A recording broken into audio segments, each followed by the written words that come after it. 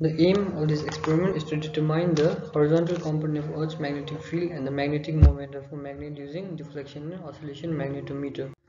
So the apparatus used in this experiment are a deflection magnetometer, oscillation or also known as vibration magnetometer, a rectangular brass, a stopwatch, and a bar magnet. Theory: derivation of working formula for the deflection magnetometer.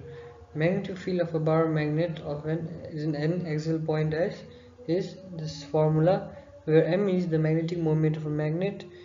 Mu is also known as absolute permeability of a free space, and d is the distance between the center of a magnet and the needle, and L is the half the magnetic length. Since the deflection magnetometer's working is based on tangent law, so if a field is suspended, small magnet is acted upon two uniform mutually perpendicular magnetic fields B1 and B2 simultaneously, then the magnet comes to rest in such a position that the tangent of the angle theta that the magnet makes with B1 is the ratio of B1 and B2. So therefore we get the formula to be where is magnetic moment by horizontal component is this.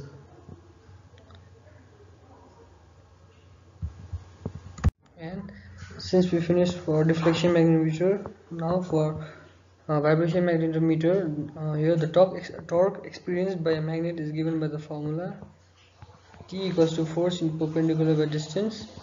So after doing all the derivation, we get the formula to be m magnetic moment into horizontal component equals to 4 pi square L divided by T square. Therefore the working formula we get to be these two, for this the top one's for deflection and the below one is for the vibration. Let's start the experiment by part 1, deflection magnetometer. So first we will start with 10A position. First what we have to do is locate the magnetic direction by deflection magnetometer compass. Then after that, place the wooden scale of a magnetometer perpendicular to the magnetic meridian direction. Then after that, we have to turn the magnetometer till the aluminium pointer reaches red. Here pointer reaches 0 by 0. Then after that, place the given bar magnet such that the magnetic field direction of a bar magnet is perpendicular to that of the magnetic field direction of compass. Let the distance of d of the magnet from the center of the magnetometer be x centimeter due east of magnetometer to get reading. Then read both ends of the aluminum pointer theta 1 and theta 2. After that, we need to reverse the magnet end to end and place it at the same distance. Then after that, note the two readings of the pointer theta 3 and theta 4. Then after that, transfer the magnet and place it at the same distance due west of the magnetometer. Then after we have to note the deflection theta 5 and theta 6. Reverse the magnet and note deflection theta 7. Then find the average deflection theta for the above 8 deflections. So in a similar way, we find the average deflection for the two distances and other distances, and see that the value lay between 30 degree and 60 degree. The magnetic position may suitably alter for this purpose.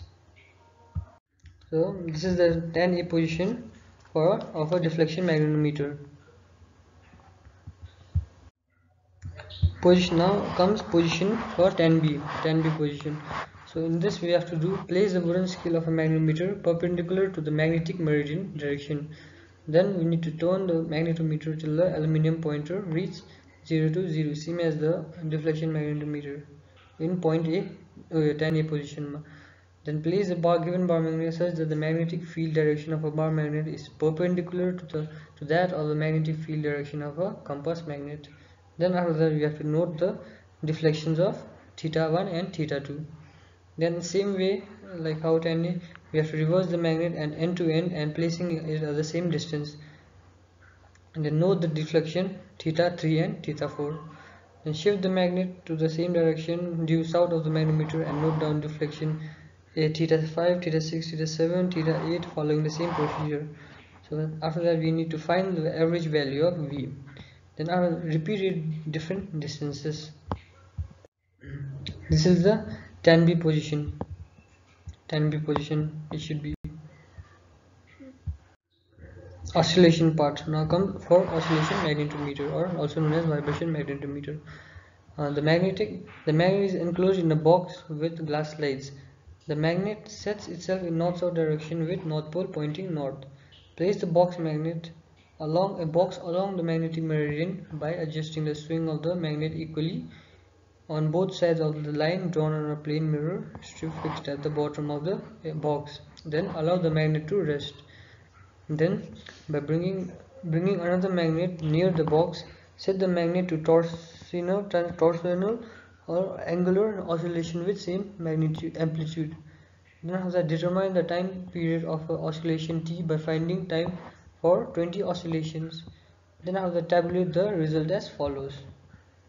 So after that, this is the vibration magnetometer. Observation.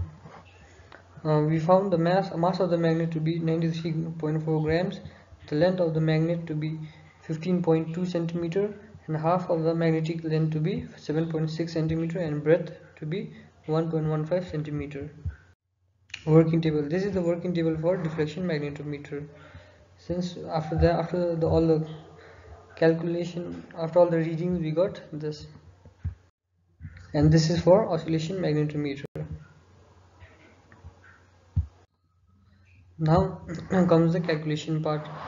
Since we already got the working formula, so we put the working formula and we got the values of the magnetic moment of a magnet, length, and as we put down the values, we get the values of the horizontal component of Earth's magnetic field.